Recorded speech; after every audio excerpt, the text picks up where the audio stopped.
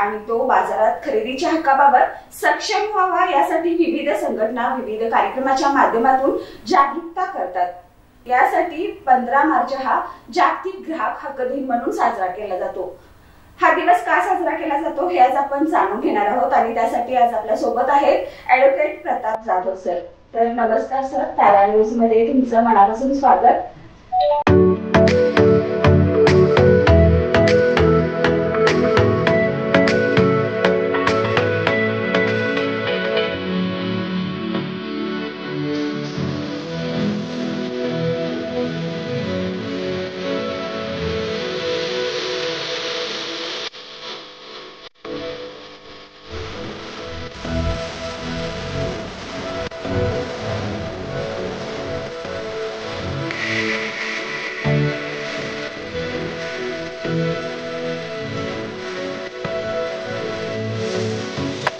Sir, आज 15 मार्च जागतिक ग्राहक हक्क दिन आहे, तर या दिनाची सुरुवात कधी झाली आणि कशी झाली? ग्राहक ही जर म्हटलं तर स्वातंत्र्यपूर्व काळात देखील ग्राहकाची व्यापारी वर्ग किंवा इतर जो वर्ग होता त्याच्याकडून फसवणूक होत होती, पिळवणूक होत होती। त्या अशा अर्थानं पूर्वी स्वातंत्र्यपूर्व काळात वस्तू विनिमय पद्धत होती। वस्तू विनिमय पद्धत एखादी वस्तू दुसऱ्याला द्यायची आणि त्याच्याकडून उपलब्ध असलेली वस्तू ती घ्यायची। पण ह्या वस्तू विनिमय पद्धतीमुळे त्याला मूल्यमापन नव्हतं। त्यामुळे काय व्हायचं की एखादी वस्तू एखाद्या वस्तूचं मूल्य कमी असायचं आणि त्या बदली जास्त मूल्य असलेल्या व्यक्तीची वस्तू दिली जायची। अशा पद्धतीनं ज्यांना माहिती आहे त्या वस्तूचं मूल्यमापन आहे अशी लोक वस्तू विनिमयाच्या मार्फत देखील होणाऱ्या ग्राहकांची पिळवणूक करू लागली।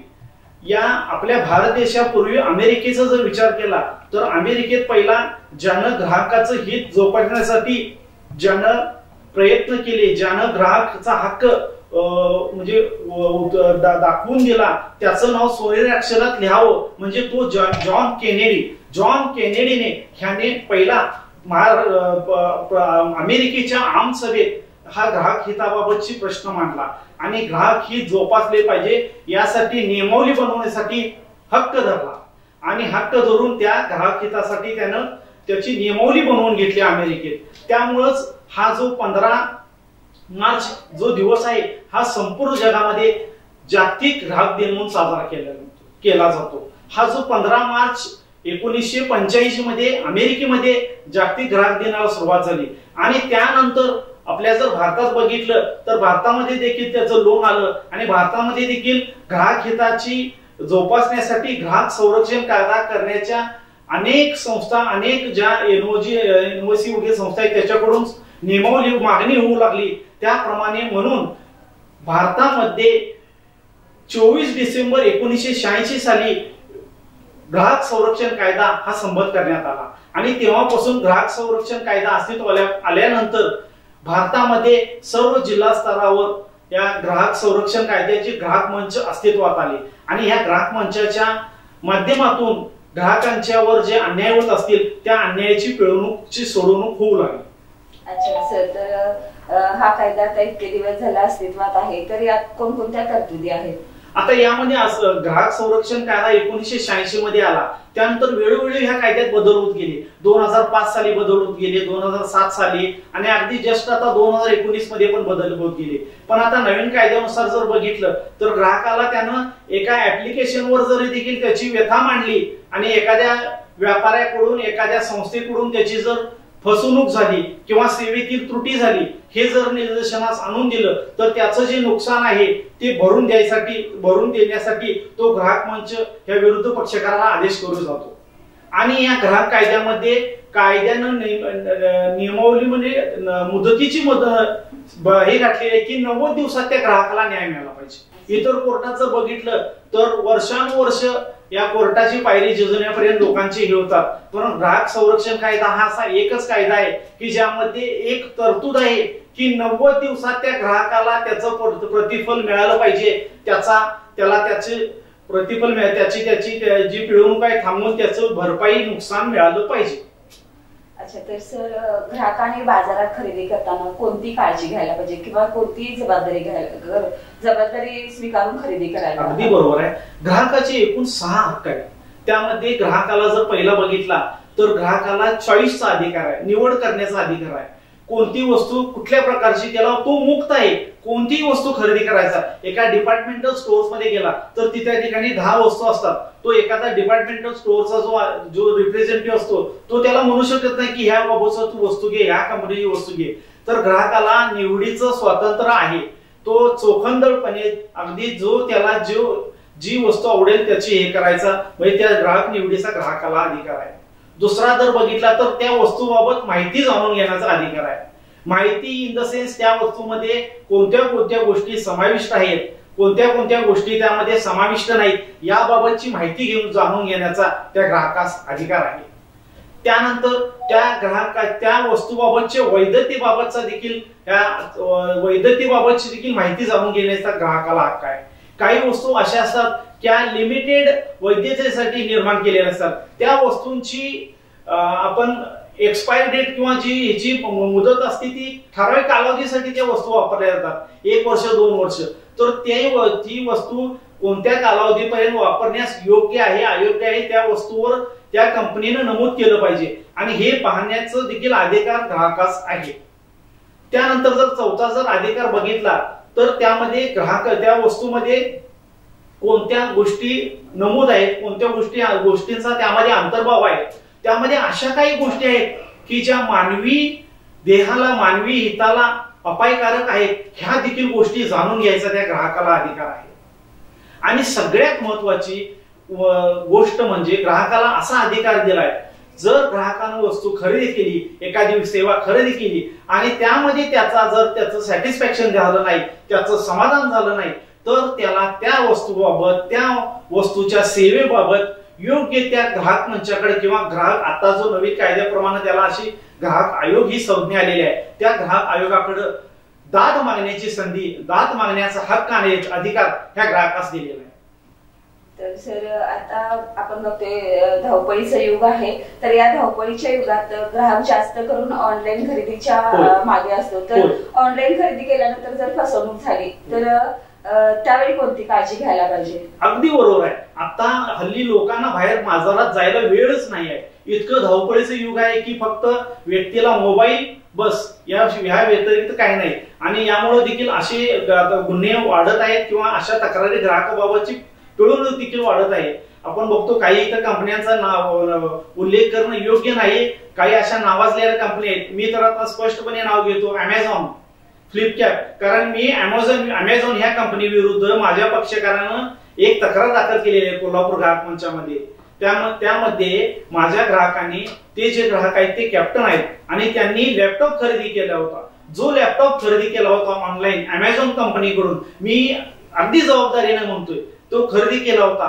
तो लॅपटॉप खरेदी केल्यानंतर काही दिवसांना त्यांना असं समजून आलं त्यामध्ये बिघाड झाला आणि ते बिघाड झाल्यानंतर त्या सर्व्हिस स्टेशन मध्ये गेल्यावर त्यांना असं दिसून आलं की तो जो लॅपटॉप आहे हा सेकंड हँड लॅपटॉप आहे आणि तो लॅपटॉप जो HP कंपनीकडे होता त्या कंपनीकडे त्या आमच्या पक्षकारांनी चौकशी केली तेव्हा असं समजून आलं की त्या लॅपटॉपची जी गॅरंटी आहे, वॉरंटी आहे ती 2 वर्षापूर्वी संपलेली आहे आणि वॉरंटी संपलेला जो लॅपटॉप आहे तो अमेझॉन कंपनीने नवीन म्हणून आमच्या ग्राहकाला विक्री केला होता. म्हणून आम्ही अमेझॉन कंपनीला च्या विरुद्ध कोल्हापूर ग्राहक आयोगात देखील त्या लॅपटॉप बाबत तक्रार केली आहे. सांगण्याचा उद्देश एवढाच की ऑनलाईन खरेदी करताना ती वस्तू खरोखरच त्याची निर्मिती कधी झाली, त्या वस्तूमध्ये कोणत्या कोणत्या आरोप आहेत, त्याची वैधता योग्य आहे का ह्याची पूर्ण खात्री केल्याशिवाय कोणतीही ऑर्डर देऊ नये. आणि ऑर्डर जर दिली, जी ऑर्डर आपण वस्तू ऑनलाईन आल्यानंतर त्याची खात्री करावी. तो जो देणारा डिलिव्हरी मॅन आहे किंवा काय त्याला देखील स्पष्ट सांगावं, तू जर डिलिव्हरी देताना मी वस्तू पाहून घेणार, मी चेक करून घेणार आणि मला जर चेक करताना त्यामध्ये काही डिफेक्ट्स दिसले, त्यामध्ये काहीतरी मोडतोड दिसली तर मी वस्तू तुझी खरेदी करणार नाही असं ज्यावेळी तुम्ही सांगाल त्यावेळी निश्चितच तो तुम्हाला अगदी त्याचं समाधान हे करू देईल. अदरवाईज ती वस्तू काही डिलिव्हरी मॅन असं सांगतात नाही ही वस्तूचं पॅकिंग आहे हे तुम्ही स्वीकारावा आणि नंतर तुम्हाला जर काही त्यामध्ये काही डिफेक्ट जाणवला तर तुम्हाला ऑनलाईन याच्यावर तिचा नंबर देतो आणि तिथं तक्रार करा. अशा कोणत्याही सबबीला ग्राहकांनी बळी पडता कामा नये. मी तर म्हणेन अशा कंपनीकडून काही वेळी वेगवेगळ्या अशा सवलती दिल्या जातात, एकावर एक फ्री.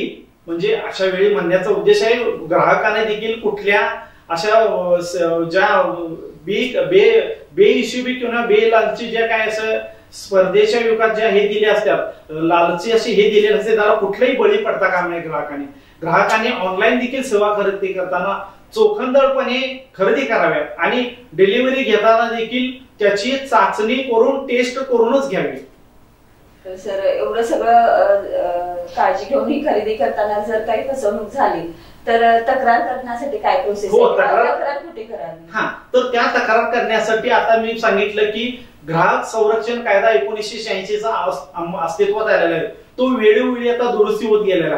त्याच कायदा आता ग्राहक संरक्षण कायदा अमेंडमेंट 2019 हा अस्तित्वात आहे. त्यामध्ये सेक्शन 34-35 प्रमाणे एखाद्या ग्राहक आयोगामध्ये जर तुम्ही तक्रार दाखल केली तर निश्चित त्या कंपनीच्या विरुद्ध नोटीस दिली जाते आणि तिथं त्या ग्राहकाला त्याच्या जी काही वस्तूमध्ये डिफेक्ट आहे किंवा त्याची जी सेवेतली त्रुटी आहे त्याबाबत निश्चित त्या वस्तूच्या किमतीच्या डबल अगदी त्याची भरपाई त्याला मिळू शकते. यामध्ये आता ग्राहक दिन, आज ग्राहक दिन बोलतोय. शासनानं ग्राहक संरक्षण कायदा बनवला खरा हा ग्राहकांच्या हितासाठी, पण आता अलीकडे आपण पाहतोय की दिवसेंदिवस लोक व्यस्त, आपापल्या कामात व्यस्त होत राहिलेले आणि लोकांना म्हणजे आपण जे आता ग्राहकाचे जे हक्क आहेत म्हणतो 6, त्या हक्काकडे वेळ द्यायला देखील त्यांना वेळ नाही आहे. वास्तव ग्राहकांना देखील जागरूक व्हायला पाहिजे. काय प्रत्येक गोष्ट खरेदी करताना की त्यांनी वेळोवेळी जागरूक राहिलं पाहिजे. याबाबत वेळोवेळी संस्थांच्याकडून प्रबोधन होतं, शासकीय स्तरावर प्रबोधन होतं, पण या प्रबोधनाचा देखील प्रभाव या ग्राहकावर, नागरिकावर होत नाही असं दिसून येतोय. लोक हल्ली शुल्लक गोष्टीकडे जाऊन दे, त्याला काय होतंय, त्याचं काय होतंय असं म्हणून सोडून देतात. तुम्ही एखाद्या डिपार्टमेंट स्टोअर मध्ये गेला आणि एखाद्या बिस्किटचा पुडा जर खरेदी केला आणि तुम्हाला जर जाणवलं की त्यामध्ये देखील कमी वजनाची काही बिस्किट्स आहेत तर तुम्ही तुमची जबाबदारी म्हणून तिथं चेक केलं पाहिजे. एक तुम्हाला इथं उदाहरण देतो. मी 1-2 दिवसापूर्वी बेळगाव येथे गेलो होतो. बेळगाव इथं मी साडी खरेदी करून गेल्यानंतर माझ्या मुलीसाठी मी साडी खरेदी केली. साडी खरेदी केल्यानंतर एका वेणून दुकानात गेलो होतो. बिल केल्यानंतर 34,000 रुपयाची मी साडी खरेदी केली आणि त्यावेळी मी खरेदी केल्यानंतर तिथं त्यानं बिल फाडून दिलं. बिल फाडून दिल्यानंतर त्याने एक चौकोनी शिक्का मारला. तो चौकोनी शिक्का होता, त्यामध्ये नो असं मोठं लिहिलं होतं आणि त्या नोच्या पुढे लिहिलं होतं नो गॅरंटी, नो एक्सचेंज आणि नो रिटर्न. मी म्हटलं ही काय भानगड आहे, म्हटलं हे काय संज्ञा आहे. म्हटलं नाही, म्हटलं आम्ही प्रत्येक ग्राहकाला हा शिक्का मारून देतो. अरे पण का नाही? म्हटलं साहेब गॅरंटी कुठल्या याची देत नाही आणि रिटर्न पण आम्ही घेत नाही आणि रिटर्न पण घेत नाही आणि त्याचं हे पण देत नाही. नाही म्हटलं मला तुझी वस्तूच खरेदी करायची नाही, कारण मी वस्तू खरेदी करतोय ती पैसे देऊन खरेदी करतोय, त्याचा तुला मोबदला देतोय आणि अशा परिस्थितीत तू जर हा शिक्का मारून देणार असतील तर मला वस्तू खरेदी करायची नाही. त्याला सांगितलं मी देखील ग्राहक आयोगात काम करतोय, मी एका ग्राहक आयोगाच्या बारचा अध्यक्ष आहे म्हणतो आणि मी माझ्या ह्याचं सामान मोठं करत नाही. मी एक कॉमन मॅन म्हणून तुला विनंती करतोय, मला जर तू वस्तू ती त्या योग्य पावतीची देत असतील तर मला खरेदी करायची. त्यानं शिक्का मारलेलं बिल रद्द केलं आणि मला नवीन बिल करून दिलं. अर्थात मी तिथं आवाज उठवला म्हणून तिथं त्यानं मला तसं चांगलं बिल दिलं. असं प्रत्येकानं जागरूक राहिलं पाहिजे. दुसरी गोष्ट म्हणजे आमच्या पक्षकारानं एअरटेलचं एक जोडी पॅक खरेदी केली होतं. एअरटेल कंपनीनं, मला वाटतं शाहरुख खानचं त्यामध्ये एक ऍडव्हर्टाईज होती 2 कार्डची, ए कार्ड आणि बी कार्ड असं होतं. त्यामध्ये ए कार्ड आणि बी कार्ड मधलं जे संभाषण होतं ते फ्री होतं. त्यामुळे बऱ्याच लोकांनी ही 2 कार्ड अशी एअरटेलची जोडी पॅक खरेदी केली होती. 6 महिने ही स्कीम चांगली चालली, पण 6 महिन्यानंतर असं दिसून आलं ह्या 2 कार्डाचं जे संभाषण आहे ह्याला देखील कंपनी चार्ज करू लागली. त्यावेळी आमच्या एका सुतार म्हणून आमचे जे क्लायंट आहेत त्यांनी त्या बाबतीत आपल्या कोल्हापूरच्या ऑफिसला जाऊन भेटली तर तिथं सांगितलं की या दोन्हीचं संभाषण आहे ह्याला तुम्ही चार्ज करता येणार नाही. मी बाहेर कुठं जर तुमच्याशी फोनवर वार्तालाप केला तर त्याचं बेशक तुम्ही बिल आकारा, पण ह्या दोन्ही मधलं माझं इंटरनल जे आहे, माझं वर्कशॉप आणि माझ्या घरच्या मधला जो संभाषण आहे ह्याला तुम्हाला चार्ज करता येणार नाही. तर ते कंपनीचे अधिकारी म्हणले वो जो है वो लिमिटेड टाइम के लिए था, अभी कुछ नहीं हो सकता, अगर आपको नहीं है तो कार्ड वापस दे दो, बस इतना ही, ज्यादा ये मत कर दो, असं त्यानं त्याच्या एक उद्धट भाषेत त्याला उत्तर दिलं. आमचा माणूस कोल्हापुरातील मराठी माणूस होता. ठीक आहे म्हणला, मला जे काय करायचं करतो. आम्ही रितसर कोल्हापूर मंचामध्ये तक्रार दाखल केली आणि त्या 2 ह्याच्या बाबत कोल्हापूर मंचाला आम्ही दाखवून दिलं की ह्यांची स्कीम काय होती, ए आणि बी कार्ड मधलं जे संभाषण आहे ते फ्री असलं पाहिजे. हे इथल्या कोर्टाला पटलं. आमच्या इथल्या कोर्टाला पटल्यानंतर त्यांनी आम्हाला ठराविक लिमिट मध्ये त्यांना आदेश केला होता की हे तुम्ही चार्जेस द्यायचे नाही आणि आमचं कार्ड बंद केलं होतं ते चालू करावं. पण या कंपनीनं आमचं बंद केलेली सेवा चालू केली नाही म्हणून दररोज 150 रुपये प्रमाणे दंड आकारला गेला. आणि हा जो दंड ऍक्च्युली आमची तक्रार जी होती, आम्ही ज्या पक्षकाराने खरेदी केलं होतं 225 रुपयाचं कार्ड खरेदी केलं होतं आणि निव्वळ त्यासाठी 17,000 रुपयाची आम्ही नुकसान भरपाईची केस दाखल केली होती. पण ह्या मोठ्या कंपनीनं परत इथल्या आम्हाला इथं नुकसान भरपाई झाल्यानंतर मुंबईच्या इथं राज्य आयोगामध्ये त्यांनी अपील केलं आणि राज्य आयोगामध्ये देखील आम्ही त्या पक्षकाराच्या वतीनं त्यांनी अपील केल्यानंतर आम्ही तिथं कॉन्टेस्ट केलं आणि आम्ही तिथं आमची बाजू मांडली.